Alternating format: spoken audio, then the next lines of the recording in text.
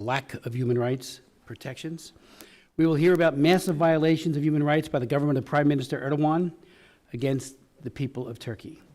Since 2016, the government of Turkey has, according to the U.S. country reports on human rights practices, quote, arrested or imprisoned more than 95,000 citizens and closed more than 1,500 non-governmental organizations on terrorism-related grounds, primarily for alleged ties to the movement of cleric Gulen. Other shocking abuses of human rights by the Turkish government include, quote, and this is from the State Department's own reporting, arbitrary killings, suspicious deaths of persons in custody, forced disappearances, torture, arbitrary arrest and continued detention of tens of thousands of persons, including opposition politicians and former members of parliament, lawyers, journalists, human rights activists, severe restrictions on freedom of expression and press freedom, including violence and threats of violence against journalists, closure of media outlets and arrest of criminal prosecutions against journalists and others for criticizing government policies or officials, censorship, site blocking, serious restrictions on internet freedom, close quote. The abuses we are going to talk about today are committed against every group in Turkey, especially and including Sunni Muslim Turks. We're also going to talk about the rights abuses against Alawi Muslims, Kurds, Christians, particularly the Greek Orthodox Church, and abuses in territory that Turkey occupies illegally, northern Cyprus and southern Syria. This commission and the U.S. Congress considers itself a friend, a true friend of the Turkish people. However, we stand in solidarity with the oppressed, not with the oppressor government. And when the government of Turkey commits grave human rights violations against its own people, this friendship means that we stand with the people, and we will call on the government of Turkey to change the course of human rights abuses. Two of our witnesses today, Mr. Enes Freedom and Mr. Bilaji, are Turkish, and they will have things to say today that are critical of the government of Turkey. I believe they are showing themselves to be the truest of true Turkish patriots. They are ethnic Turks.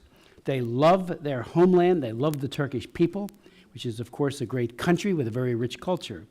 They are testifying today in order to support the best of Turkey's religious and civil traditions to improve the life of the Turkish people. They are doing this at great risk, real risk to themselves.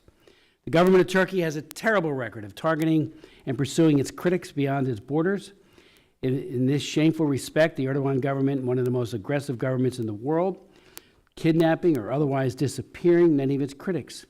It has already pursued Mr. Freedom with death threats, arrest warrants, attacks, social media campaigns, and several kidnapped and extradition attempts. So thank you both for your extraordinary courage. And when Turkey is truly free and when its rights are protected, you will be among the first in line for people saying, thank you for that courage. You are an inspiration. I believe our government's response to this transnational repression has been very weak. That is why I've authored the Transnational Repression Policy Act, H.R. 3654. It has 10 co-sponsors, including my friend and colleague, Mr. Govern, who is the lead Democrat co-sponsor of the bill.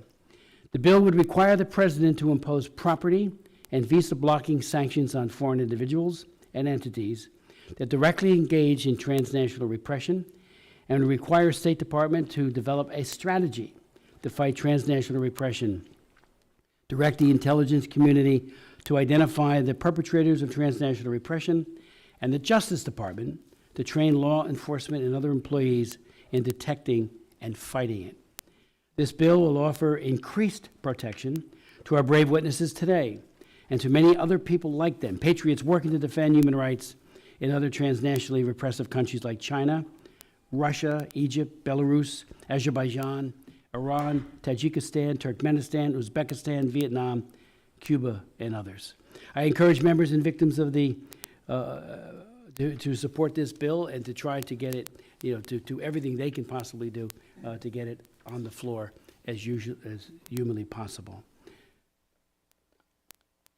I'd like to now, we will be joined shortly by Mr. McGovern, and 3 other members have indicated they will be here today in the commission. It is a very, very busy morning with issues of Ukraine and Israel funding, all swirling around. We had late night meetings on this last night, so but they will be here very shortly. I'd like to now introduce our witnesses, beginning with Enes Kanter Freedom, who is a human rights activist, an amazing NBA star and Nobel Peace Prize nominee, who lost his NBA career for speaking out against human rights violations in China. Raised in Turkey, Mr. Freedom criticized human rights violations by the Erdogan government. The government then canceled his passport, put his name on the Interpol list, imprisoned his father, and set a $500,000 bounty on his head. 7 years after leaving his Turkish citizenship revoked, Freedom has become an American citizen, and we welcome him. While becoming a citizen, he changed his name to Freedom. What an appropriate name change. Freedom has become a voice for the oppressed in Turkey, Xinjiang, China, Russia, Iran, and in more countries worldwide. Then we will be hearing from Mr. Beligi, who is a journalist and media executive in exile in the United States following political turmoil and government oppression of the press in Turkey. Before leaving the country, Mr. Beligi served as editor-in-chief of the newspaper Zaman, and the largest daily newspaper in Turkey with over 1 million circulation. He was also chief executive officer of its English language version, today's Zaman. Before serving in that position, Mr. Beligi served as general director of the Şijan News Agency and editor of a weekly magazine. A tremendous writer. When I heard him speak at a other hearing that we held not so long ago, I was extraordinarily impressed, but then reading what he writes is just a thank you for writing with such clarity and with such precision. We'll then hear from Nadine Maenza, who is the president of the IRF Secretariat, an international organization focused on building infrastructure to support the religious freedom movement globally, running the International Religious Freedom Roundtable in Washington and in over 30 countries globally. She also served as a global fellow at the Wilson Center. In May of 2022, Nadine finished her second term as a White House appointee on the U.S. Commission on International Religious Freedom, or USCIRF, serving her last year as chair. She currently serves as chair of the board of directors of the Institute for Global Engagement. Again, I want to thank you again for being here. We will disseminate your testimonies and the insights that you provide this commission very, very widely on Capitol Hill and beyond. So I do thank you for taking the time to be here, but above all for your leadership. I'd like to recognize Mr. Freedom. Thank you. Bismillah ar-Rahman ar-Rahim. Co-Chair Smith and the members of the Lantos Human Rights Commission, thank you for the opportunity today to testify on human rights violations in Turkey. Regrettably, human rights violations in Turkey have escalated significantly, turning what was once a model into a problematic country. According to the State Department's Country Human Rights and Terrorism reports, under broad anti-terror legislation passed in 2018, the government continues to restrict the enjoyment of human rights and fundamental freedoms, compromising the rule of law. Allow me to share several international indexes and reports with you. Turkey ranks 165th out of 180 countries in freedom of the press. Authoritarianism is gaining ground in Turkey, challenging media pluralism with all possible means used to undermine critics, as reported by the Reporters Without Borders. Additionally, Turkey ranks 117th out of 142 countries in the Rule of Law Index, 133rd out of 142 countries in terms of fundamental rights, and 147 out of 163 countries in the World's Safest Countries Index, according to the Economy and Peace Institute.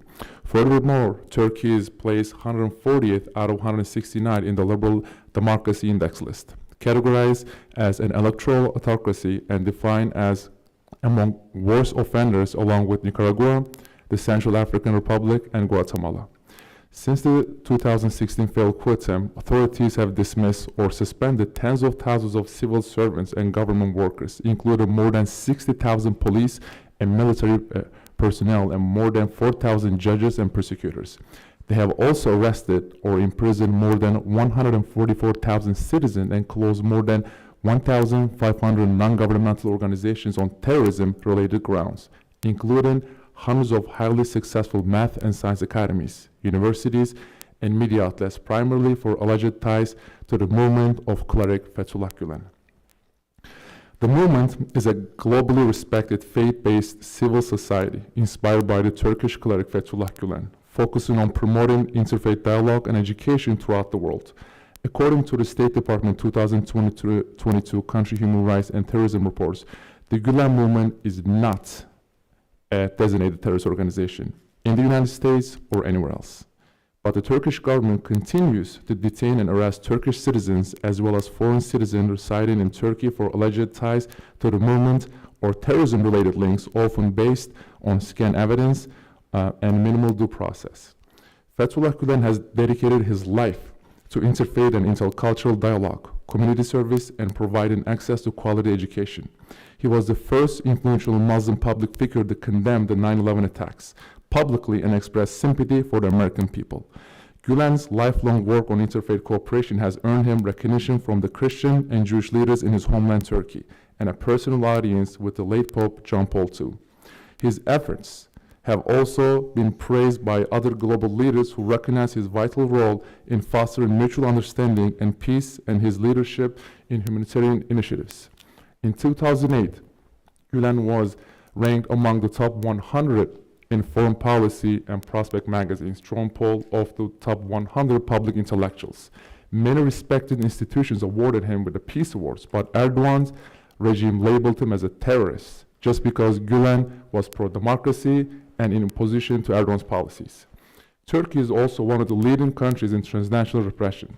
The State Department reported that the Turkish government increasingly coordinated with other authoritarian states to forcibly transfer more than 145 Turkish nationals to Turkey since the 2016 coup, and more than 40 individuals were subjected to abduction, rendition, and forcible return. As the reports mentioned, after 2016, Erdogan's regime began to arrest everyone who opposed to it. In one day, more than 2 million people were labeled as terrorists with nonsense charges in Turkey. Then I began to speak out against the human rights violations by President Erdogan in my home country. The Turkish government asked the US government to extradite me, cancel my passport, put my name on Interpol list, imprison my father, and set thousands of dollars of a bounty on my head. In 9 years, I received 12 arrest warrants and countless death threats. They tried to attack me in front of a mosque in Boston, run social media campaigns against me, and pressure American universities, NGOs, and political groups to cancel their events with me. During a 2017 visit to Indonesia, I was nearly kidnapped by local government officials with intentions to send me back to Turkey. With the help of a good local officer, I was able to leave the country immediately. Later that year, I narrowly escaped the police officers at the Romanian airport, whom the Turkish government had sent after me. They attempted to arrest me and send me back to Turkey. Thankfully, US Senator Langford intervened and helped me return to the US. While my story is well known, millions of people out there have stories. Stories or voices are not heard, especially stories of innocent political prisoners. Prison conditions remain alarming with over-capacity torture cases and inadequate investigations. Torture and ill treatment extend beyond detention centers, affecting thousands.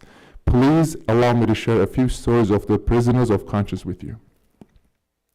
A physics teacher, Sherifa Sulkan, is fighting for her life in prison with 89% disability and paralysis. Sulkan also has other illnesses, is suffering this ordeal because she sent her child to a closed school. There can be no such crime, no such punishment. Emre Turan, a teacher diagnosed with stage 4 colon cancer, is not allowed to receive proper treatment, and a medical report was given stating that he could stay in prison. Lutfi Koch was detained for working in a dormitory close by the decree. He has cysts in his brain. He cannot access the necessary treatment in prison since April 19 last year. Ayfer Yavuz, a mother of 3 children and a former teacher, was arrested at a prison gate when she was visiting her husband, leaving 3 kids with a family member for 3 years. Yusuf Osman, another stage 4 cancer patient, food engineer, was arrested for the 2nd time in 2021. He needs urgent care, but he's still being kept in prison. Ramazan Sarkaya, who is 50 years old, was arrested for opening a bank account at a certain bank affiliated with the Hizmet movement. His kidney disease is in the last stage, and he was told by the doctors that next stage will be dialysis, and he's dealing with harsh prison conditions and health problems. Sümeyye Tercanoğlu, a mother with a 7-month-old baby, and her husband were arrested on baseless charges, leaving others to take care of their baby. That baby needs her mother. Esra Ekmekci is a mother in prison. She has 3 children, one of them with autism, and elderly ill grandparents can barely take care of them.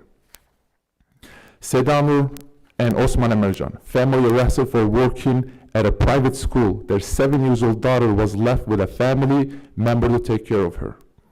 Kazım Avcı dedicated his whole life to charities, is now being arrested for that. At 67 years old, he had a heart attack in prison on February 2022 and suffers from disease such as heart disease, high blood pressure, diabetes, and risk of prostate cancer. In his last defense, he said that his body had no strength left and he had many diseases and he fell in the ward. Veysel Tikac, a teacher who lives in prison with 9 stents in his heart, said that his heart vessels were blocked and he could not insert stents anymore, and that he is struggling with many illnesses in prison. He is afraid that he will die in prison soon.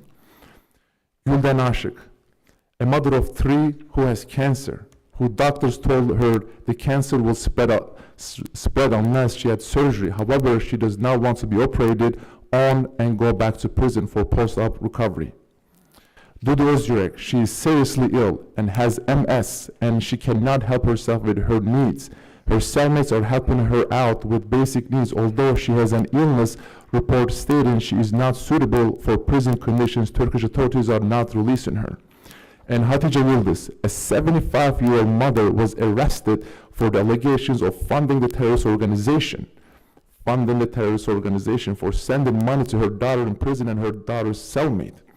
Turkish prisons are full of educators, academics, journalists, housewives with babies and elderly, very ill people. So many families are separated and so many children are left with no parents near them. Sadly, all this is happening because of a so-called NATO ally. Instead of protecting and supporting democracy and human rights, they have become enemy of democracy and human rights. So the U.S. Congress should take bolder steps, prioritize human rights in dealing with the regime, speak out more and advocate for the implementation of European Courts of Human Rights decisions by the Turkish government as a means of holding them accountable for their violations of human rights and advocating for all political prisoners. I am very grateful to the Lantos Human Rights Commission for inviting me to testify and allow me to share my story and the stories of millions. Thank you. Mr. Freedom, thank you very much for that very powerful testimony. You are a human rights hero. I want the Erdogan government to know, just like Mr. Langford, Senator Langford intervened previously, we will have many members of Congress, Republicans and Democrats alike, House and Senate alike, and hopefully the White House intervening should they take any further action against you. Erdogan, you know, he's, as you went through the list of the prisoners of conscience, the one word popped into my mind: cruelty. Yep. So many people who are so sick. You know, we've all had cancer in our families' lives. We know how devastating it is.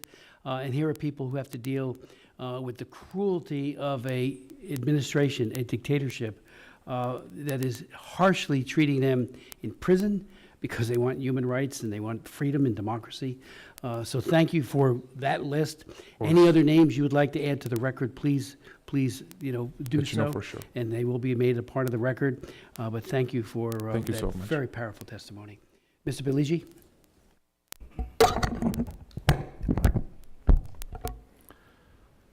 Thank you, Chairman, Ranking Member, and members of the committee for the great opportunity to testify on dire human rights situation in Turkey.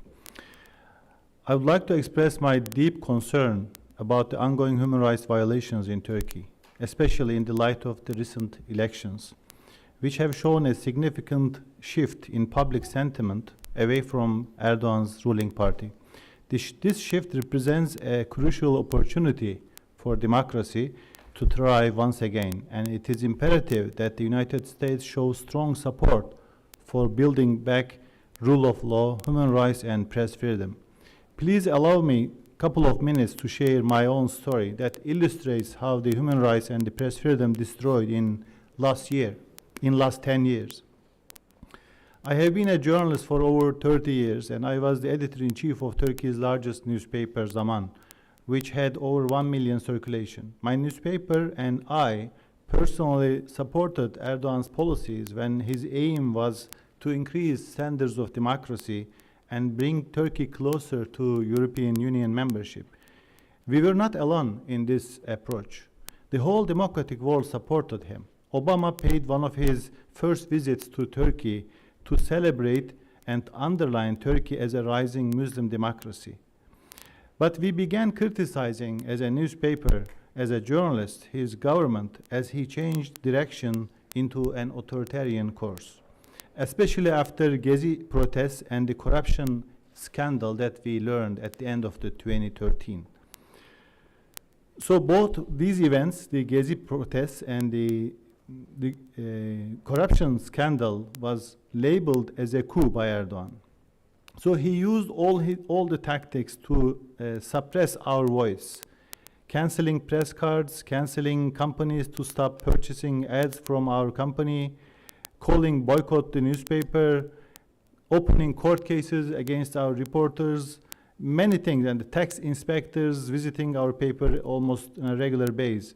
But these did not help, and he chose the nuclear option, which was to raid brutally our headquarters in Istanbul. And if we could have time, I will show how it was brutal in a video, maybe in the final section of this hearing.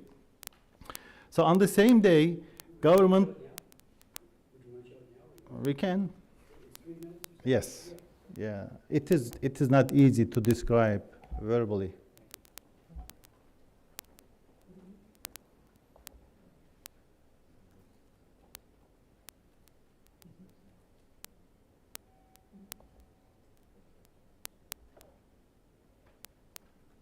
There should be some voice as well, but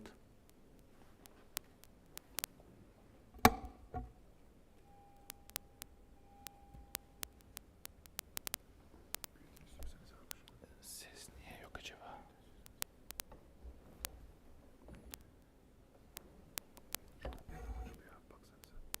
So we should have sound as well, but I don't know why it's not. Hmm? Oh, maybe.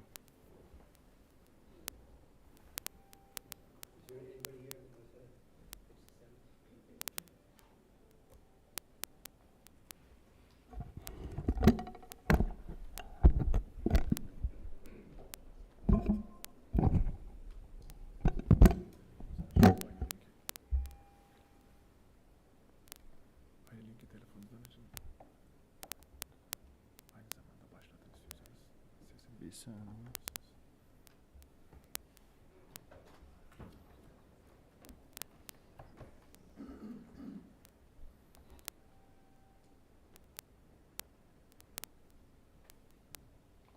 You fine?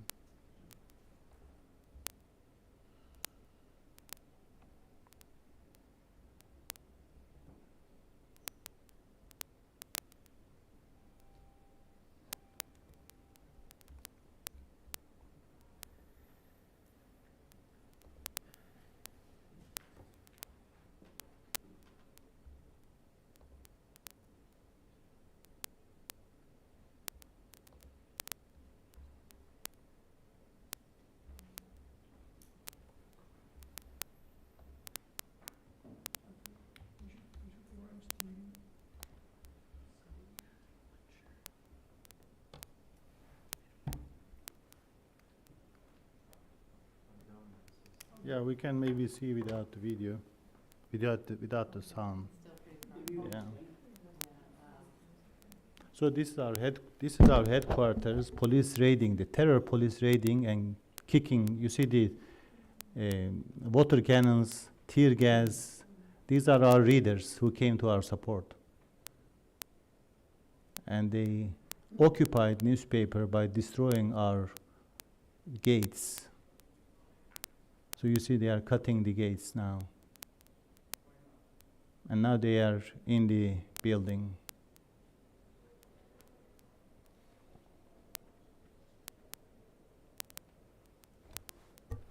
This is the largest circulated newspaper in Turkey, by the way. Largest.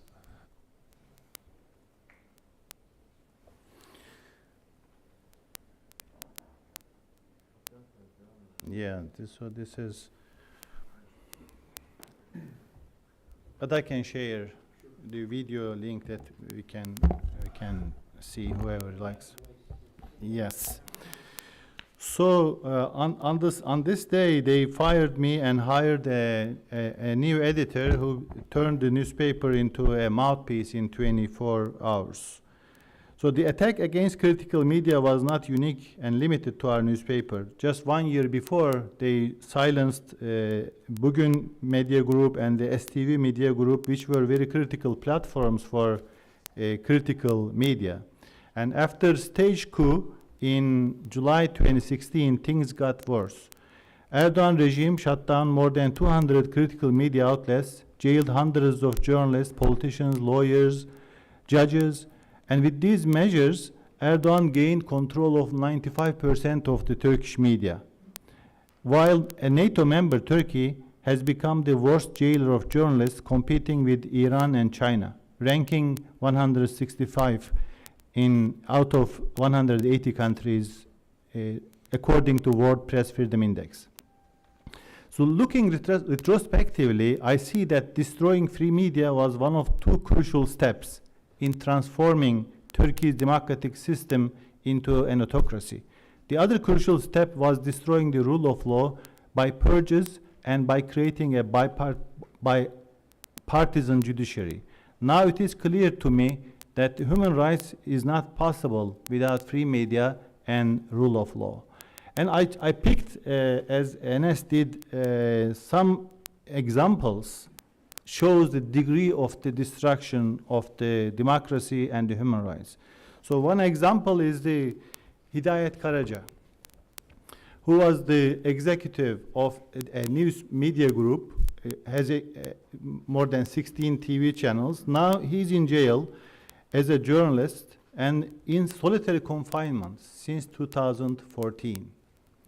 And he was sentenced to 31 years on charges of slandering an Al-Qaeda affiliated radical group and for membership to Hizmet movement, the Gülen movement. Karaca also charged for attempting to throw the Turkish government, a coup attempt which took place when he was in jail. Has no chance to take any part in it. And Turkish government sentenced him for 2 life sentences plus 100 years in prison, and another court sentenced him for 1,406 years. I don't know how he could serve all these times.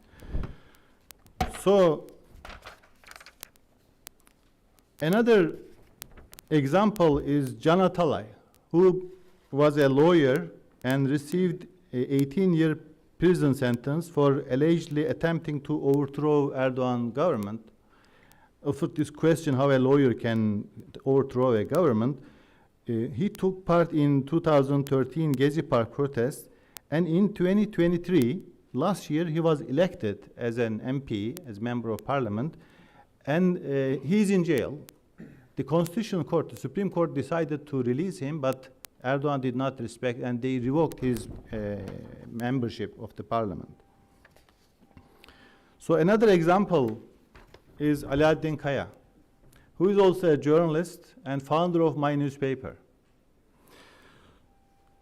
He's 74 years old, and he is sentenced to lifetime imprisonment, and he stays in, for 8 years he is in solitary confinement, and I'll show you where he lives now as we are speaking. This is the prison cell that this person who is very old and have multiple illnesses.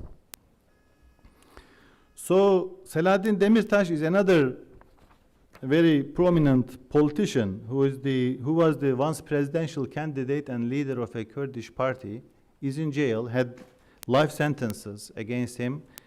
and he could be in jail for forever.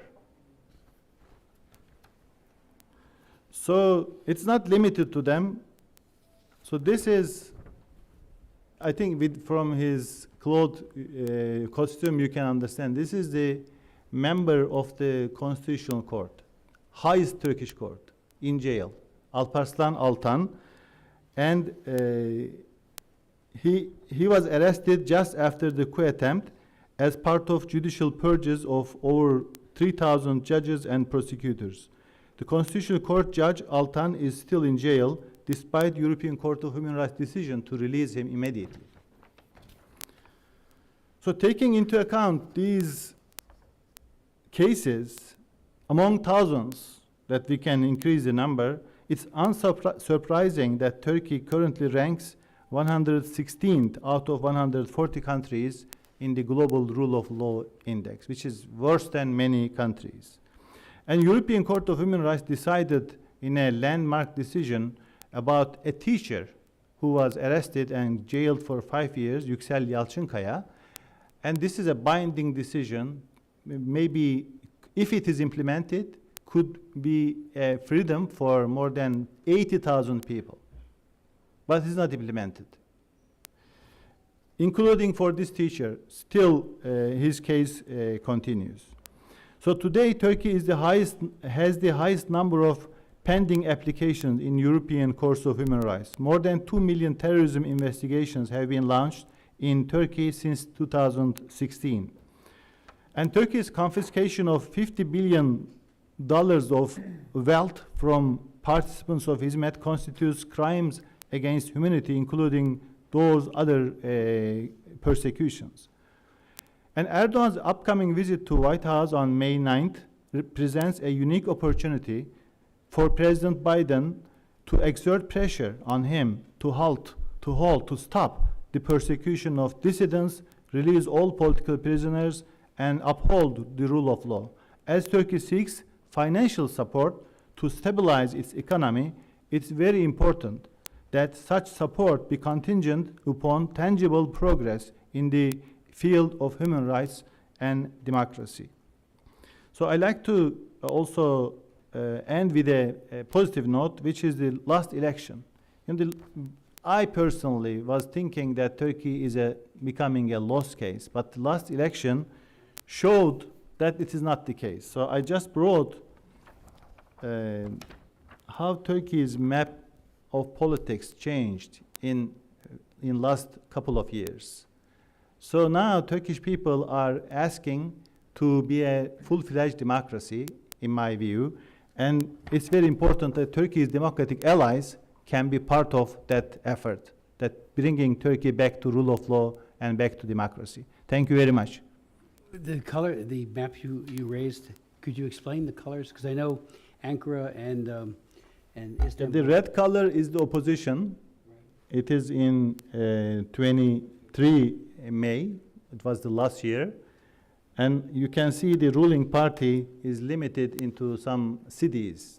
Although this was a local election, but this change is significant. And it shows that Turkish people are still alive in terms of their support to democracy and human rights. Thank you so very much. And again, thank you for bringing your tremendous skills as an editor and journalist to bear on all of this. It makes such a difference. I'd like to now yield to Ms. Maenza for her testimony. Thank you, Co-Chair Smith and McGovern, and all the distinguished members of the Commission. I appreciate the invitation to testify today. The U.S. Commission on International Religious Freedom, or USCIRF, where I served for 4 years as both vice chair and chair until May 2022, has recommended that Turkey be listed on the State Department's special watch list for engaging in or tolerating severe violations of religious freedom pursuant to the International Religious Freedom Act of 1998, or IRFA. This morning, I will talk about the conditions for religious and ethnic minorities in Turkey. In January, Open Doors released their 2024 watch list indicating Turkey continues to engage in, quote, high persecution against Christians, saying, quote, the combination of rising religious nationalism and a growing emphasis on Islamic values by the government is intensifying pressure. The ISIS attack on a Catholic church in Istanbul in January has only added to their fears. It is reported that approximately 150,000 Christians remain in this country, along with increasing numbers of Orthodox refugees from Ukraine and Russia. Since 2020, Turkey has forced dozens of foreign Christian workers to leave, impacting the ability of many communities to worship. In October 2023, the European Court of Human Rights faulted Turkey for violating a Syriac foundation's rights by expropriating a property that they had used for centuries in the Turkey's Mardin province. In November 2023, the Yusuf Report, Examination of Threats to Religious Sites in Turkey, documents the expropriation of many religious minority properties and the discriminatory practices of Turkey's General Directorate of Foundations. When they confiscate properties from minority communities, it also decreases their revenue, increasing their vulnerability. The government refuses to grant legal personality to religious communities and continues to block the reopening of the Greek Orthodox Halki Seminary. They still refuse to give legal recognition to the Greek Orthodox Ecumenical Patriarch Bartholomew I, refusing to acknowledge his global leadership. Many religious and ethnic minorities face harassment, discrimination, and violence, including Alevis, the largest religious minority in the country. Their houses of worship, called Semavez, are not recognized by the government and are subject to vandalism and attacks. Roma people continue to be excluded from formal employment with deteriorating living conditions. Just as the Hagia Sophia was converted from a church to a museum and then eventually a mosque in 2020, the UNESCO-recognized Church of the Holy Savior, also known as a Hora Church in Istanbul, is facing that same fate. Some experts expect an announcement of the conversion in May to coincide with the anniversary of the conquest of Constantinople. With rising anti-Semitism in recent years in Turkey, the war in Gaza and recent Turkish government rhetoric has increased it to dangerous levels. Hate speech has also increased against other religious and ethnic minorities and refugees. The government has announced plans for mass deportation of refugees, going against the legal principle of non-refoulement. Those fleeing religious persecution are especially at risk, including Christians and Baha'is from Iran and Uyghurs from China. Turkey continues to criminalize blasphemy under Article 216.3 of the Penal Code. This is generally politically motivated against those accused of insulting or mocking Islam and to intimidate or retaliate against critics of President Erdogan. Kurdish communities had robust democratic municipal governance until 2016, when President Erdogan used emergency powers to amend Law 5393 with Decree Law 674 allowing the removal of Kurdish mayors, replacing them with trustees from Ankara. This began after the collapse of the 2013 through 2015 peace process, negotiations to settle the Kurdish question and end hostilities between the Turkish government and the Kurdistan Workers' Party, or the PKK. In March, Erdogan's Justice and Development Party, AKP, as you just heard, lost badly in municipal elections. In the Kurdish city of Van, the Turkish government blocked the installation of the elected new mayor, with plans to replace him with the losing AKP candidate. After demonstrations in the streets for several days, the decision was overturned and the winning Kurdish mayor was installed. The Turkish government has often used false accusations of affiliation with the PKK as an excuse to imprison, marginalize, and silence the Kurdish community in Turkey. Yusuf reported that students seeking Kurdish classes have instead been directed to religion classes. They have even arrested imams for preaching in Kurdish, equating it with terrorist activity. Each year, Kurds are harassed and detained for simply attending Nowruz celebrations. This March, 200 were detained. One reported being held in a van for hours while subjected to intrusive and brutal body search. There are multiple accounts of Kurdish journalists, as you've heard, arrested in the past few months for reporting on worsening human rights violations in Turkey, some facing long prison terms. President Erdogan has especially targeted any perceived Kurdish political opponents, imprisoning the leading Kurdish leader, Selahattin Demirtas, as you just heard, since 2016. He was a former co-chair of the People's Democratic Party, or the HDP, recently renamed the People's Democracy and Equality Party, or the DEM. He was arrested for, quote, publicly denigrating the government and state organs. Thanks to your commission for including him in the Defending Freedom Project as a prisoner of conscience. In 2023, over 2,900 Kurds were detained for their affiliation with the DEM party. Since 2015, it is reported that over 22,000 have been detained and harassed as part of the DEM or HDP. In fact, the Turkish government moved to close the HDP right before the last year's May elections, accusing it of, quote, terror links. Amnesty International accused the Turkish government at that time of violating freedom of expression and association. The Human Rights Foundation of Turkey has reported a troubling 22% surge in torture and ill treatment in their August 2023 report, with 68.8% of reports coming from Kurdish majority regions in Turkey. The Turkish government is using the same justification of supposed PKK affiliation to target Kurdish citizens in Turkey, just as it's doing the people of northeast Syria. In January of 2018 and November 2019, Turkey invaded some of the most religiously diverse parts of northeast Syria, targeting religious and ethnic minorities, including Yazidis, Christians, and Kurds, targeting especially the women in these communities. Genocide Watch reported that Turkey has committed war crimes and crimes against humanity in northern Syria. In areas under Turkey's control, citizens have been subjected to horrific crimes against humanity committed by Turkish forces and Turkish-supported militias.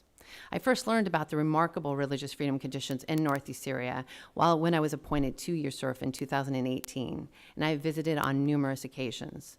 As the Syrian Democratic Forces were liberating areas from the ISIS caliphate as partners of the U.S.-led coalition to defeat ISIS, they were empowering the local community to build self-governance, carefully including all ethnicities and religions, with half the leaders being women. The city of Raqqa is a perfect example of this stunning transformation. It was the headquarters of the ISIS caliphate, and now the headquarters of the Autonomous Administration of North and East Syria, with the opposite conditions it had under ISIS, as does the rest of Syria. Where else in the region do you see Christian converts as equal members of society, and their churches easily registered and celebrated? As we consider the human rights conditions in Turkey, we must also consider those in areas Turkey occupies and controls in Syria and Cyprus. In February 2024, Human Rights Watch released a 74-page report documenting, quote, abductions, arbitrary arrests, unlawful detention, sexual violence, and torture. It says, quote, Turkey bears responsibility for the serious abuse and potential war crimes committed by members of its own forces and local armed groups it supports in Turkish-occupied territories of northern Syria. Turkish officials are not merely bystanders to abuses, but bear responsibility as the occupying power, and in some cases have been directly involved in apparent war crimes and what it calls a safe zone. In Turkish-controlled Cyprus, the U.S. State Department's most recent human rights report is damning. It documents, quote, significant human rights abuses, including the targeting of national and racial minorities, lack of accountability of gender-based violence, government corruption, trafficking in persons, all with widespread impunity. In northeast Syria, Turkey continues to attack with 94 drone strikes since January of this year, killing 23, and 198 drone strikes since 2023, killing 105. They have targeted civilian infrastructure, including water stations, electrical plants, oil refineries, grain silos, hospitals, and schools, with the goal to destroy this remarkable democracy. Over 1 million residents are still without electricity and often without water. Turkey also continues to do airstrikes against Yazidi homeland at Sinjar across the border in Iraq, causing Yazidis who survived the ISIS genocide to flee.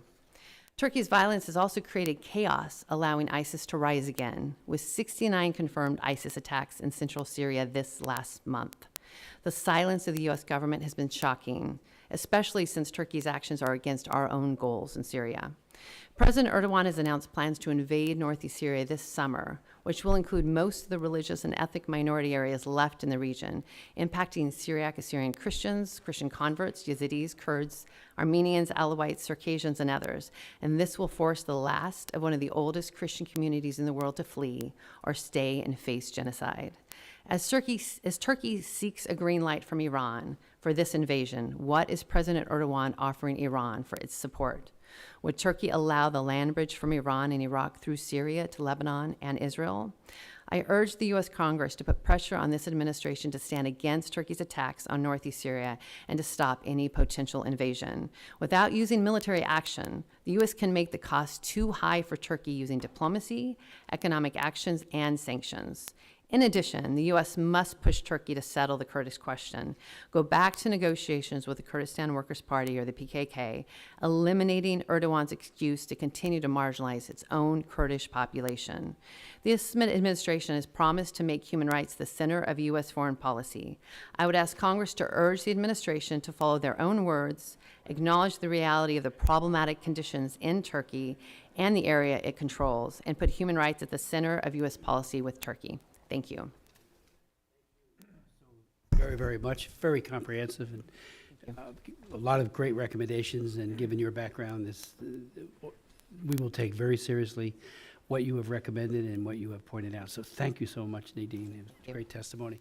We're joined by Commissioner Harris from the great state of Maryland, a medical doctor, board-certified anesthesiologist, and member of the Helsinki Commission. And we're also joined by Mr. Cohen, who is doing a wonderful job on that commission as well, which I used to serve on.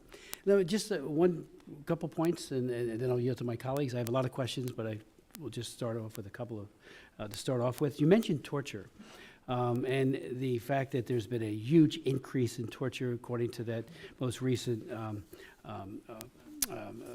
report that you just referenced, 22% surge in torture and ill treatment in their August 2023 report.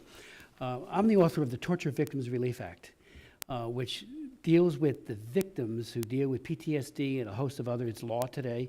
And from hearings that I've held and bilaterals that I, as former chairman of the Helsinki Commission, had with the Turkish parliamentarians, have always been shocked by the default, the go-to method used by the Erdogan regime or dictatorship to impose hurt and harm and to try to extract information.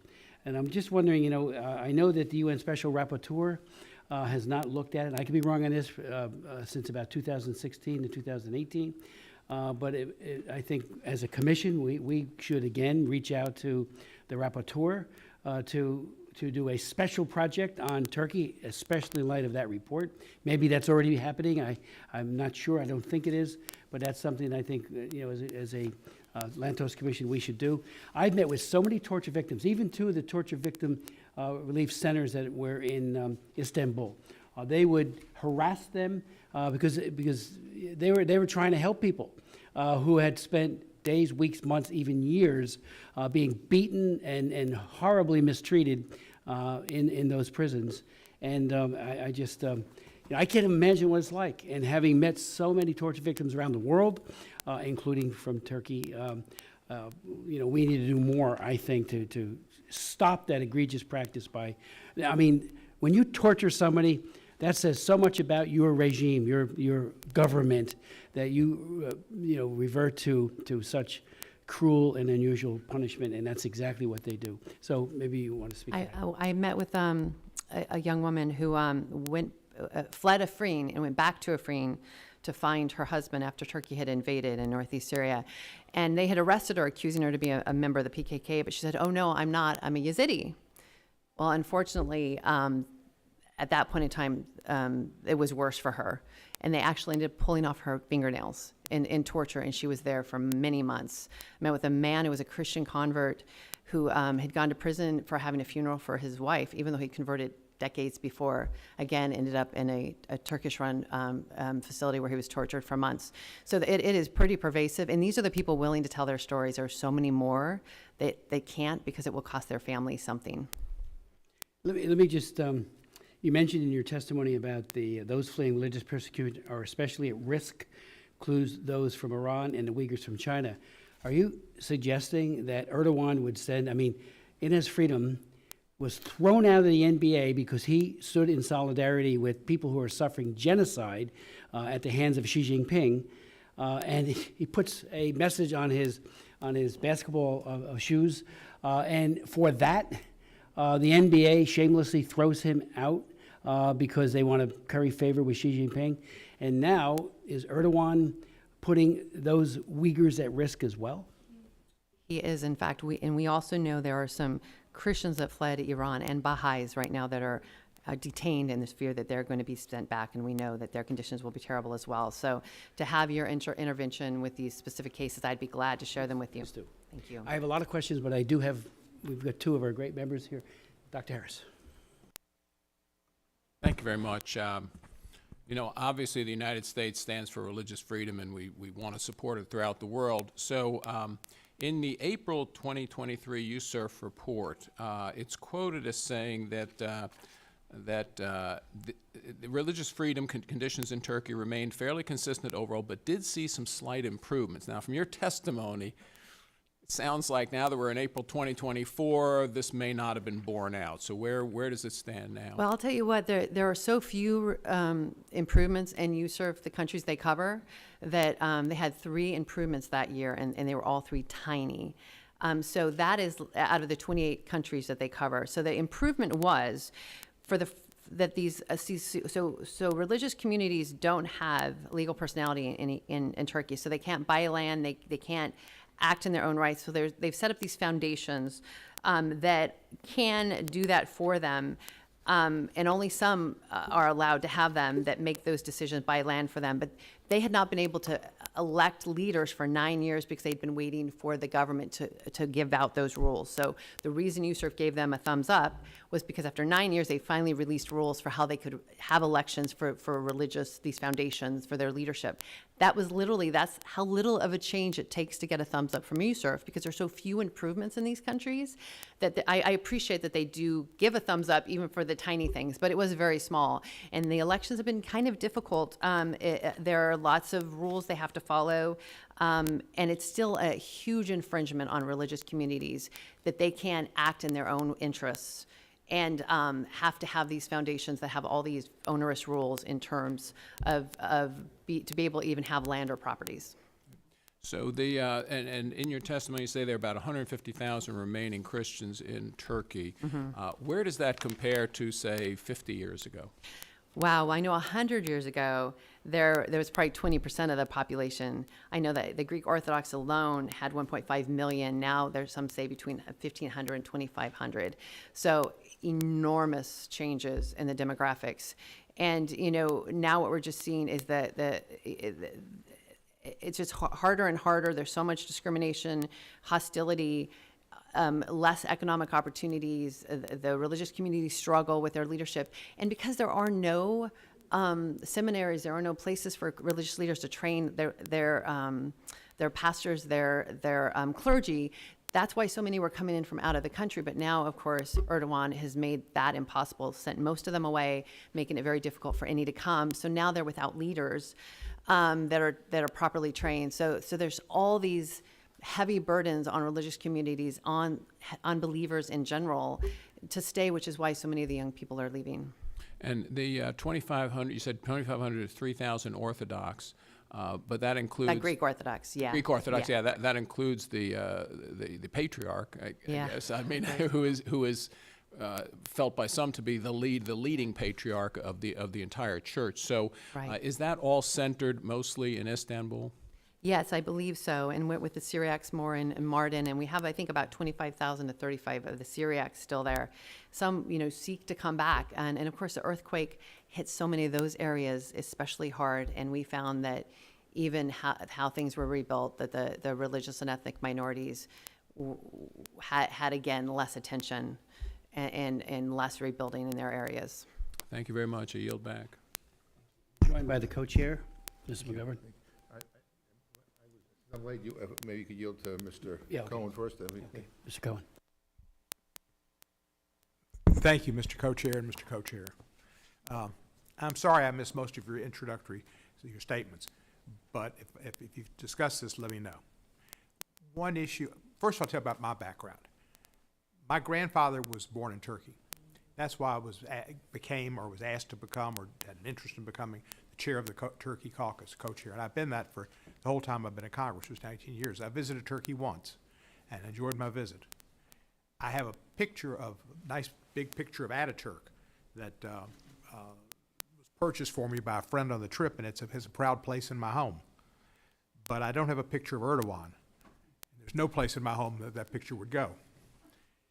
He has taken what was a great George Washington, Abraham Lincoln, Franklin Roosevelt like leader and gone opposite, 180 degrees opposite. So I'm disappointed, and it's difficult for me to say it, but that's where we are at.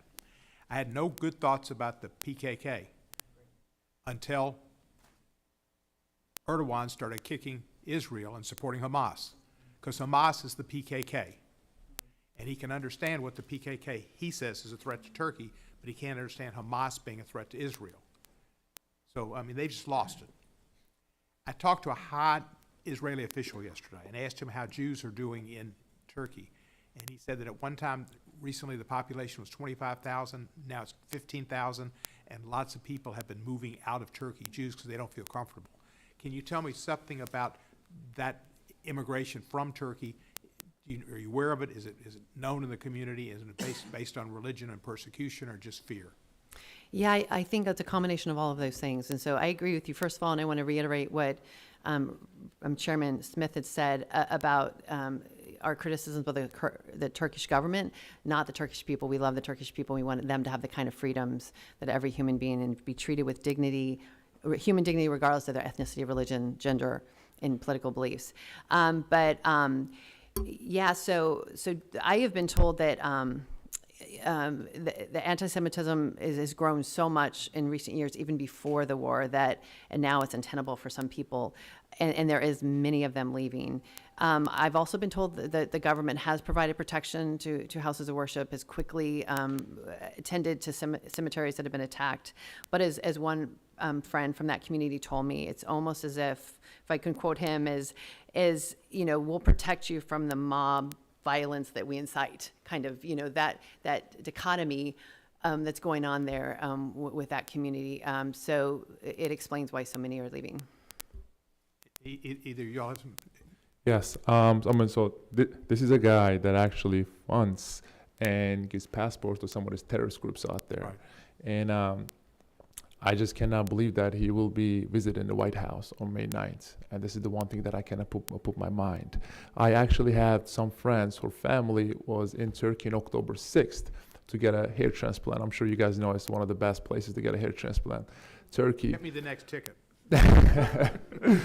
So the October 7 happened, and the doctor told them there's no way that you can fly, and they had to fly because they were scared for their life. I mean, right now, unfortunately, there is no religious freedom, and people are scared for their life. And 72 days before the October 7, the head of Hamas and Erdogan met, and I don't know what happened in that meeting, but later on that thing happened.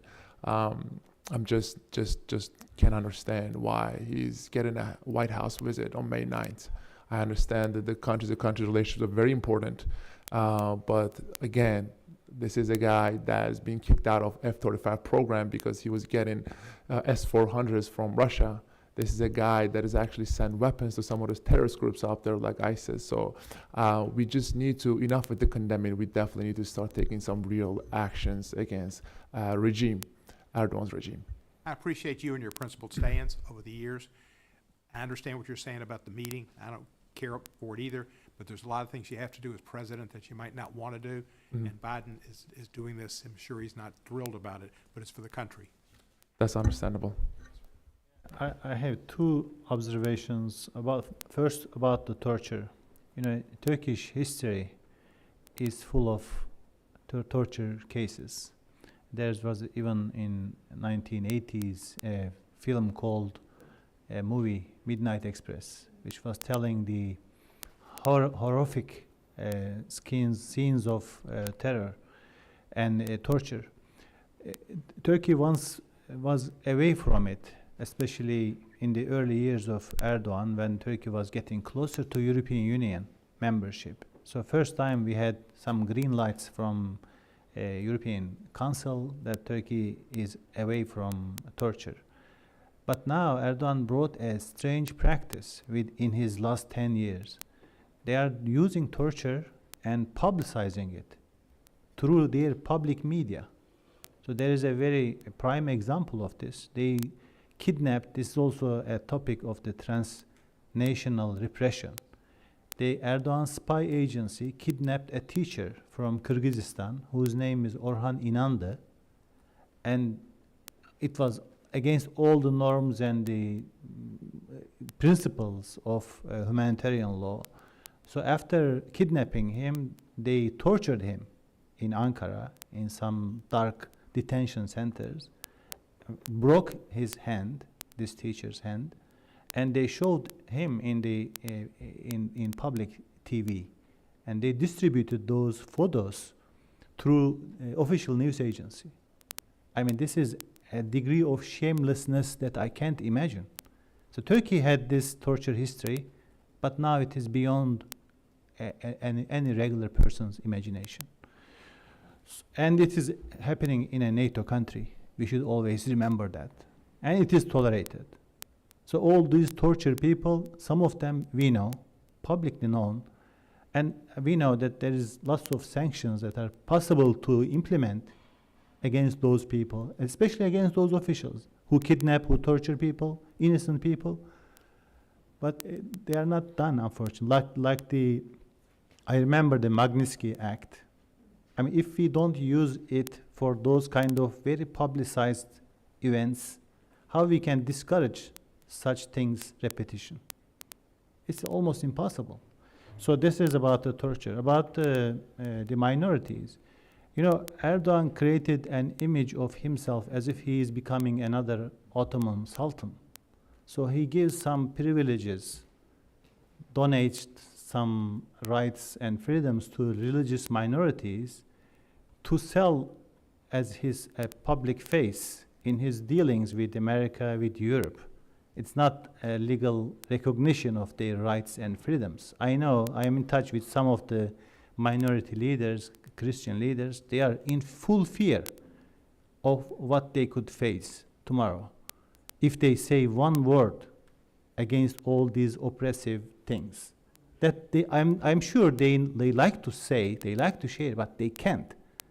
Because Erdogan is doing, I mean, while showing some kind of sympathy as a sultan to those Jewish, Christian, Armenian groups, at the same time radicalizing the society, because Islamizing beyond imagination, because he lacks the legitimacy, a democratic legitimacy, so he uses politicization of religion as a kind of substitute for his legitimacy, which is making Turkish society a very dangerous, very intolerant of the others, including the minority groups and any dissidents. Thank you. Let me just ask one broad question real quickly, because Mr. McGovern's been very tolerant.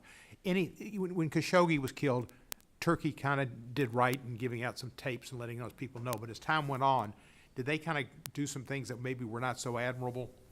It's another horrible story.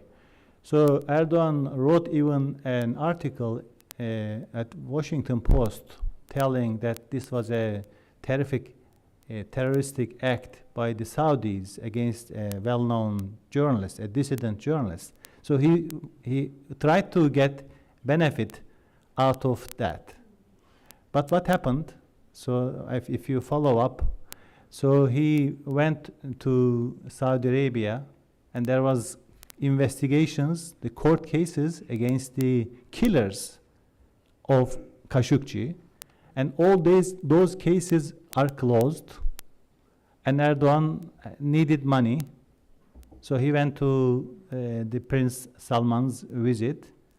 I didn't see if he kissed his hands, but he made a total U-turn, as he did in many of his policies and many of his sendings. So now there is no case in Turkey. They are all closed. Maybe we got some financial aid from Saudis in return for this unprincipled action.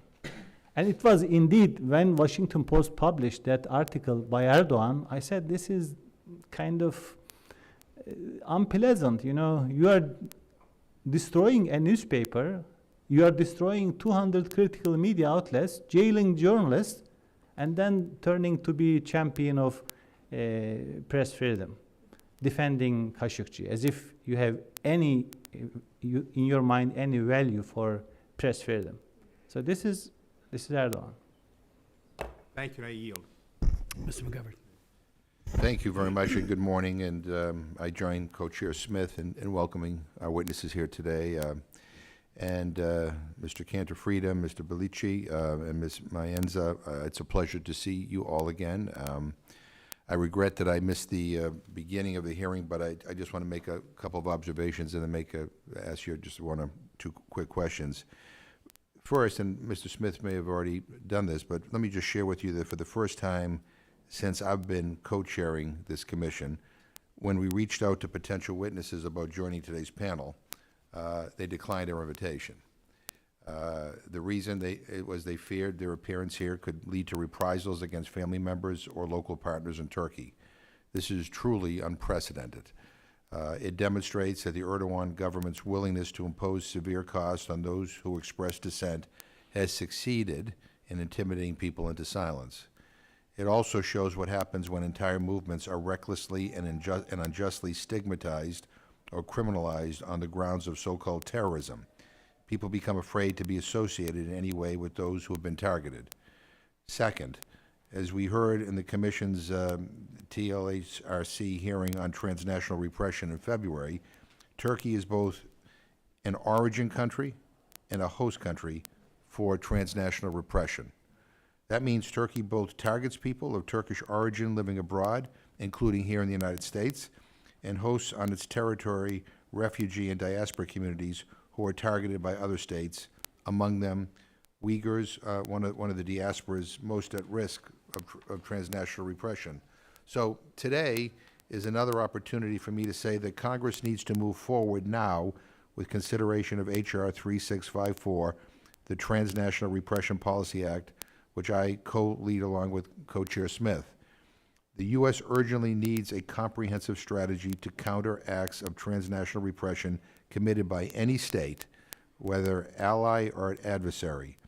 And I'm sure that our witnesses today agree with me that this cannot wait. Third, it is important to acknowledge the results of last month's elections in Turkey. Nationwide, candidates from the CHP opposition won 1.1 million more votes than President Erdogan's AKP party. The CHP succeeded in defending their mayoralties in Istanbul and Ankara and made inroads in the AKP's traditional base of support. It is worth noting that Erdogan immediately recognized defeat, no claims of fraud or rigging. These results strike me as important, encouraging, and worth our attention. Finally, we cannot lose sight of the fact that, as reported by the State Department, tens of thousands of people, including opposition politicians, former members of parliament, lawyers, journalists, and human rights activists, are still detained for supposed ties to terrorist groups or peaceful legitimate speech. One of them, Selahattin Demirtas, a Kurdish politician, is recognized as a prisoner of conscience by the Commission's Defending Freedoms Project. He has been detained since 2016. Our distinguished colleague from Maryland, Jamie Raskin, a member of this Commission's Executive Committee, advocates for his release. And with regard to this case and so many others, one of the lessons of history is that the strategy of throwing people in prison to repress their aspirations tends to fail. We're also seeing that in today's chaotic world, countries are increasingly judged by whether they comply with their human rights obligations fully, especially when it's inconvenient or selectively only when it suits them. Turkey's failure to implement European Court of Human Rights rulings is an example of the latter. So my message to the Turkish authorities is the same message I have for my own government. You don't want to be on the wrong side of this judgment. And I thank you very much. I just have this may have already been answered, and if it has, then we can move on. But it's my understanding that there is skepticism or wariness in Turkish public opinion toward the United States and its intentions toward Turkey. Given that, how can we best be supportive of human rights and the pro-democracy movement? And then just the final thing is, in the 2006, the UN Special Rapporteur on Counterterrorism and Human Rights made an official visit to Turkey. His recommendations focused on serious problems associated with the misuse and abuse of counterterrorism authorities. Things appear to be as bad or worse today, quite frankly. And so should the U.S. also be pressing Turkey to invite the special rapporteur for another visit. So, any of you want to? So we have a good example how Erdogan government works and what kind of a language they understand. You know, when Pastor Brunson was in jail for 2 years, he was released after sanctions against two ministers, the Minister of Interior and Minister of Justice. And I read the memoirs of Brunson, describes how it was tough. Despite those sanctions, Erdogan tried to do everything possible not to let this guy have his freedom. So this is the situation that we are in. So just saying nice words, you know, kind words, doesn't help anyway. And we are beyond these limits, you know. 10 years ago, when they came to destroy, invade, occupy my newspaper, Turkey was different. At that time, some small steps could help. But today, we should be more candid, more open, and unfortunately, there has been lots of big changes. Now Erdogan is controlling everything in Turkey. He controls judiciary, he controls parliament, he controls military, he controls police, he controls secret service. So this is the situation.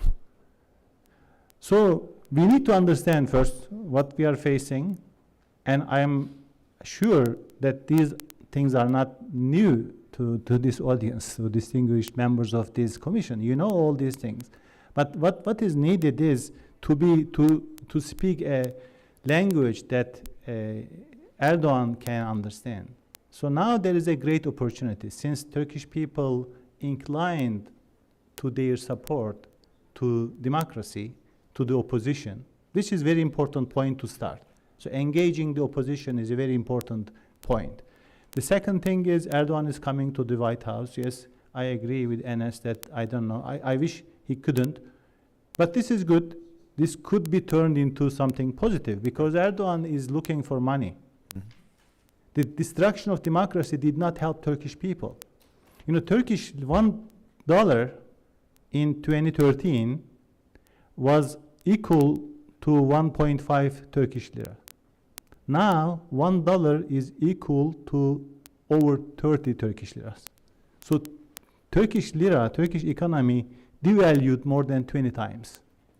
So it did not help Turkish people. It did not help Turkey. But now he is in the gates of, in the doors of IMF, World Bank, and Washington. So I think this is a historic opportunity to tie all this support. Turkish people deserve support. Turkish people deserve democracy. Turkish people deserve human rights and press freedom. I fully believe in that. But that should be tied, that any support should be tied to implementing at least European Court of Human Rights decisions. So if Erdogan, if the Ankara, if the Turkish government, even not recognizing, not respecting European Court of Human Rights decisions, why to give support to such a government? So things are very clear. This is the minimum. Now they like to, Ankara is trying to buy F-16s and like to join to F-35 program back. So there are lots of things. But the kind words, what I understood, is not helping. I mean, Erdogan likes to have bargaining, loves it. So there should be a mutual understanding of his way of doing things. Thank you. Yeah, so I mean, to me, I think the U.S. Congress will definitely take a bolder steps, and I think stop with the condemning, because this kind of regime is not going to understand from soft talk. So I really think that we need to start taking immediate actions. I believe we will be introducing a legislation called Turkey Human Rights Promotion Act. I believe that is the only bill in the Senate that talks about the human rights violations in Turkey and asking for immediate actions against Turkish government, because the situation is getting worse and worse every day, and there are hundreds of innocent people are in jail right now suffering, and these people are mothers and elderlies and sick people. So I really think that we need to stop condemning and start taking immediate actions against these brutal regimes for sure. Thank you. It seems to me that some friction may be necessary to reorient the relationship we have with Turkey. Right now, it appears the administration is so earnest on keeping Erdogan happy that it's almost impossible because the line keeps moving and they keep letting it move. And at some point, we have to draw a line. That could cause some friction, but what we should be looking for is long-term peace and stability, not the short-term goal of keeping Erdogan happy, because that's the opposite of long-term peace and stability in Turkey and the region. I also would like to recommend, with you talking about transnational repression, perhaps we consider amending IRFA so that when you're considering the country particular concern criteria, we also include transnational repression as well as conditions in areas these countries occupy. And that would give us a broader picture of countries that are human rights abusers like Turkey. Thank I you. just want to say thank you for having the guts to show up here. Thank you for your courage, and thank you for fighting for human rights in Turkey. Appreciate it. Thank you. Thank you. Commissioner Bilirakis. Thank you so very much. I appreciate it. And I want to thank, of course, the chairman and the ranking member and this distinguished panel, which includes my good friend, Enes Kanter Freedom. But also, sir, please, I mean, we appreciate you so very much, Mr. Belechi, and then Mrs. Mianza. Thank you so very much for being here. Thanks for your bravery. Thanks for speaking out. I'd like to continue on a few of the topics I touched on during the last hearing, starting with Turkey's poor track record protecting Christian cultural heritage. I mentioned my long-standing opposition to the MOU signed between the United States and Turkey regarding cultural protection. I wasn't alone, because I was joined by my good friend, the chairman, Chris Smith, and experts on cultural heritage and international religious freedoms, who all concur that Turkey violates international standards on protection of cultural heritage. Since the signing, Turkey has reverted the Hagia Sophia to a mosque and has announced plans to do the same this summer for the Hora Monastery, both the Greek Orthodox religious sites and UNESCO World Heritage Sites.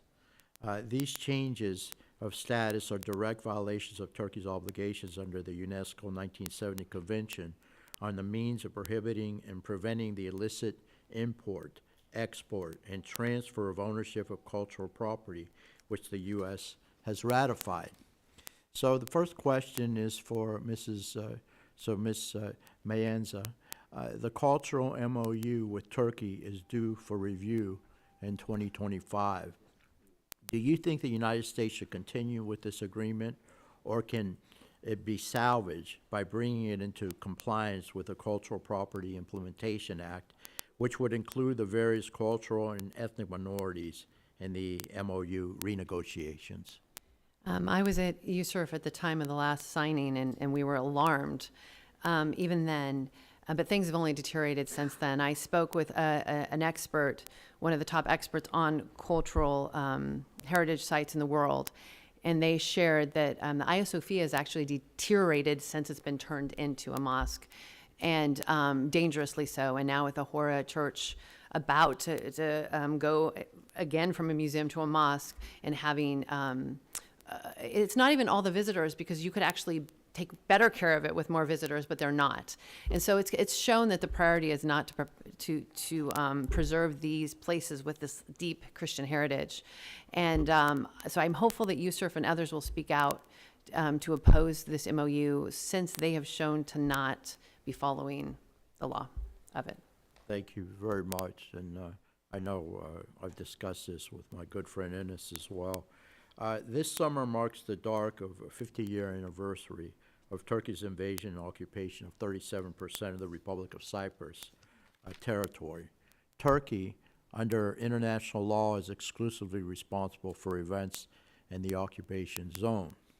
This includes any violations of human rights, such as the near total ethnic and religious cleansing of non-Turkish Cypriots from the occupation zone. Since the occupation, the Republic of Cyprus's Office for Combating Illegal Possession and Trafficking of Antiquities estimates that more than 16,000 Christian icons, mosaics, and murals dating as far back as the 6th century have been forcibly stolen and sold abroad, often by so-called treasure hunters. Undoubtedly, Turkish-occupied Cyprus should be included in any renegotiations of the U.S.-Turkey MOU, in my opinion. So, that said, Ms. Maenza, what are your thoughts on the destruction and looting of ancient and modern Christian sites in occupied Cyprus, and of course in Turkey as well? If you could give me your opinion on that. Part of the problem with and we've seen this in Afrin as well, that northern Syria, 14 Yazidi sites have been destroyed by the Turkish occupation there. And so what's happening for Turkey in particular, and this happened with Russia and Ukraine earlier, which when they invade these areas outside of their own sovereign borders, there's no one holds them accountable for the atrocities that happen in those areas. It's not included in the country of particular concern, the way that we choose, the State Department chooses those definitions. So it's almost like a free zone for them to loot. I mean, in what we've seen in the occupied areas in northeast Syria, is it's almost like they're just gangs. It's not, it used to be religiously motivated, but most of the religious minorities left. So now they're just gangs against each other, looting and selling everything they can and become like no man's land. But because it's not in Turkey, Turkey's not held accountable for it, just like in northern Cyprus. Turkey's not held accountable for the horrific conditions with impunity. I understand that human trafficking and all sorts of terrible things are happening in that zone, but because it's not in Turkey's sovereign borders, Turkey's getting a pass. And I think if we amended IRFA, so at least the CPCs would include those areas, it would make it so perhaps they wouldn't be quite so invisible. And I appreciate you continuing to bring up those places. Well, my constituents have told me personal stories, in the occupied area, where they went to visit the graves of their parents, and they were no longer there. The parents were no longer there, and it's just very, very sad, and they need to be held accountable. I agree. Shifting gears, I'd like to pivot back to the incredible story and struggles of my good friend, Enes Kanter.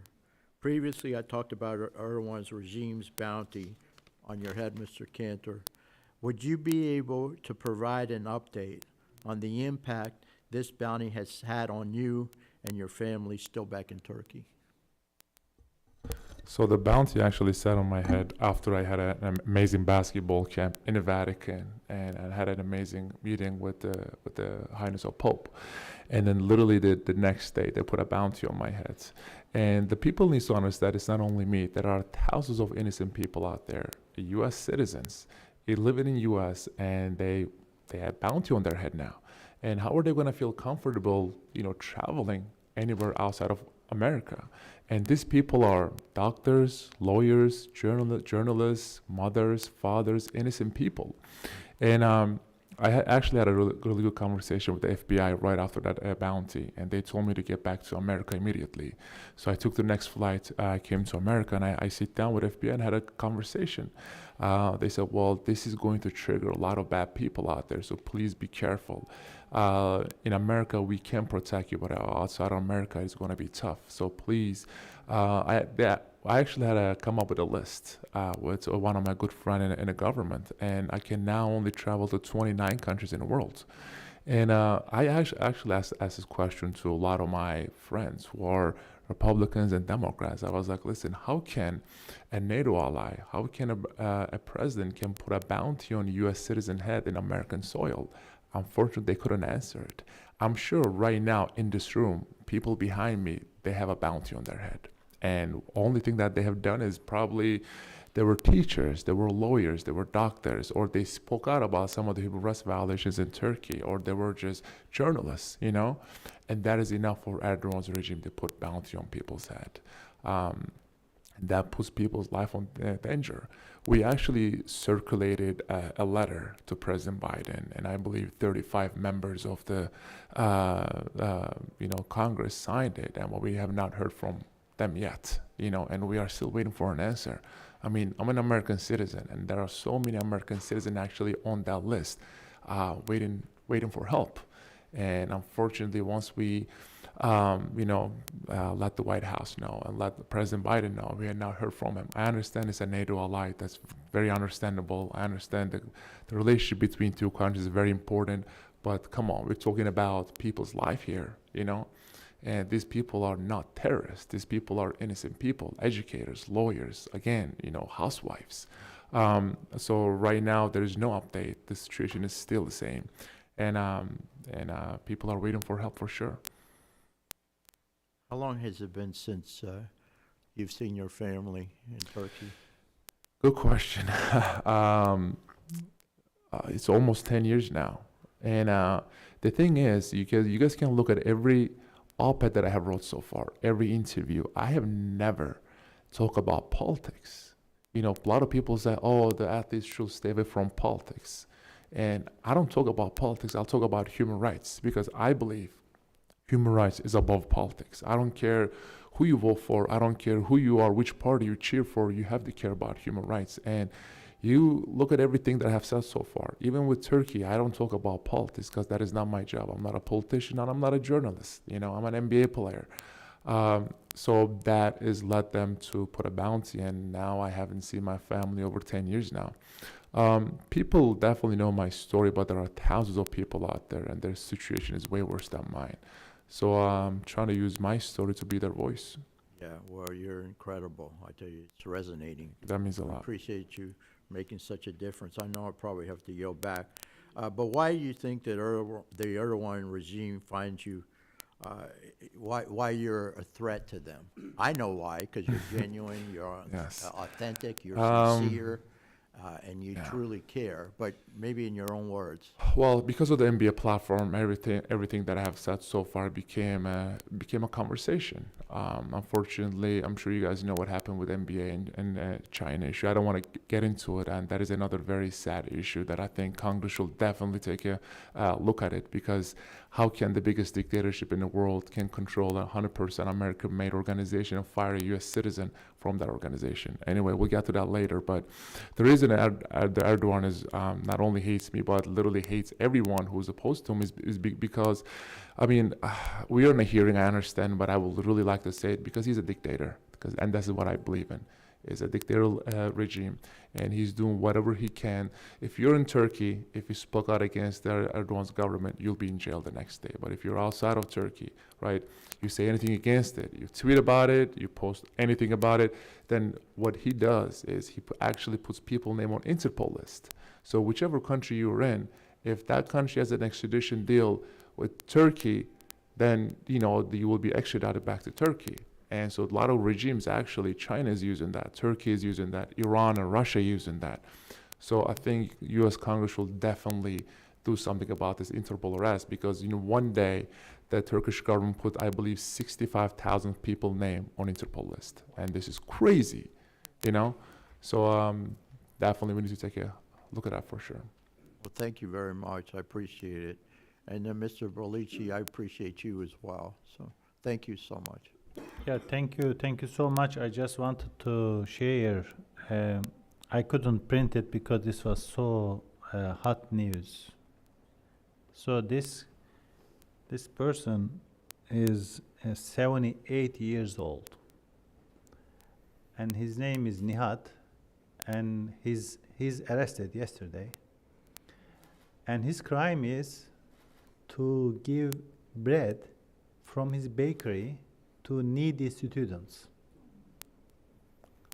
So this is the situation that we are talking, unfortunately. So words are not enough to describe the direness of the situation, unfortunately. And I have also a bounty on my head. And since we are speaking against an oppression, and since I am defending democracy, human rights for everyone, irrespective of their religion, ethnic background, ideology. So I am proud of being in that position. So I'm not ashamed. Those who are oppressives should be ashamed of what they are doing. And I underline again that Turkey does not deserve that. Turkey should be a respected country, a democracy, a country with rule of law and press freedom. Hopefully, this is my prayer and my wish that it could go back to a better democratic situation. If our effort can help anyway, we will be proud again. Thank you. Well, thank you very much. God willing, it will one day. And I yield back, Mr. Thank you very much, Commissioner, for your questions and for your comments. They were great. Just a couple of final questions. First of all, when you talk about Interpol and the misuse of it, which is unfortunately what Erdogan is doing, I remember when Bashir, and I'm one of those few people who went to Khartoum, met with Bashir. Obviously, that was when he was committing genocide. And when the European Union asked, because he was planning on traveling to Turkey, this is Bashir from Sudan, he was asked to give him over to The Hague for the ICC to implement the ICC indictment. And they refused. They wouldn't do it. Here's a guy that, Bashir, who committed, the Janjaweed in his name and all the others in Darfur and elsewhere, massive slaughter, genocide. And he wouldn't even say, okay, if he comes to Turkey, we're going to hand him over. The other country that does that routinely was China under various premiers and there. So, when you talk about Interpol, and that's a very parallel type of issue, they wouldn't even turn over a person committing genocide. Back in 1999, I had several hearings throughout my years here, 44 years in the House of Representatives, on torture. One of them was the U.S. policy towards victims of torture, June 29, 1999, and raised serious questions about the torture in many places, including Turkey. And I'll never forget, in a banner headline in Ankara, the way that it was spun there was that, because I had State Department people testify, was that State Department defends Turkey at congressional hearing, paraphrase of the headline. Wasn't your paper. And it was just appalling to me, because they did say things that one could, construe to mean, well, maybe Congress is off base on this, and we were not. And when you talk about Erdogan, injustice need not be forever. I cut my eye teeth on the Soviet Union, Soviet Jews, and the first specific country that I got involved with was Nicolae Ceausescu's Romania. I read Torture for Christ by Richard Wurmbrand, was so moved by it, introduced legislation to take away MFN unless he stopped his religious persecution, held hearings, went over there time and time again, joined by Frank Wolf, my good friend, who wrote the International Religious Freedom Act. And why doesn't Erdogan realize that his legacy will be one of shame, dishonor, for what he has done? There's still time. Change. Reverse yourself. Stop it. And I think the most recent election clearly shows that even despite the threats, and I'm glad you held up that map, the election that just occurred. And when he ran, we all remember this, the OSCE Parliamentary Assembly and the European Union's Assembly, the PACE, they had people on the ground, and they said it was so flawed, bias in the media. He had to cheat to win. And now we're seeing that even despite all of that, there are gains being made by people who are in opposition to his positions. But on the issue of torture, there are a few issues that get me more than anything else. That's why I wrote 4 Torture Victims Relief Act and reauthorizations, because I've met so many of those people. You know them. When you held up those names, people who are with cancers and sicknesses, suffering unbelievable cruelty. And now he's coming to the White House. He ought to be upbraided by the president, not accommodated. And I would also say that many of us on both sides of the aisle are very concerned and sickened by the fact that we're selling them 40 F-16s and 79 repair kits to upgrading kits for the existing arsenal that they have. What does that mean to Armenia? What does that mean to our Greek friends and others? So the issue isn't just internal and the egregious human rights abuses being committed by Erdogan every single day. It's also the threat he poses. And what was that for? To take away his hold on a ascension of a European nation into NATO. We should have never given in to that. Never. But we have as a country. So, maybe you want to speak, Mr. Beleji. How did the media handle the most recent election? Why is it that they were able to do so well, especially since he cheated when he won in 2023? And again, that's the OSCE Parliamentary Assembly and PACE who came to that conclusion. Yeah, it's a long story, but to cut it short, as I said in my presentation, 95% of the media is controlled. The conventional media, newspapers, news agencies, TV stations are controlled by the guy, by Palace, we call. So, but this, when you control everything, you depreciate the value of it. So it lost its resonance with people. I mean, you may have thousands of talking heads telling good things about you, but once a critical journalist from exile tells something with a very tiny voice, it becomes more and more influential. So that the exiled media played a very important role. For instance, one very important example in that case, there is an exiled journalist living in Europe. I'm very proud of him. He showed the double standard of Erdogan vis-a-vis his dealings with the Gaza issue, with the Palestinians. So while he was making the meetings, public meetings, and cries that the Gaza is genocide, the Israel is doing wrong, etc., but this journalist showed to public, to Turkish people, that even his family ships are continuing their trade with Israel. So that double standard was very important, just to showcase that he is not sincere, not honest in any issue. I don't think that he is honest in terms of his allegiance to Islam. I am a practicing Muslim, but I don't think that a practicing Muslim could do such things that I showed you and Enes was showing you.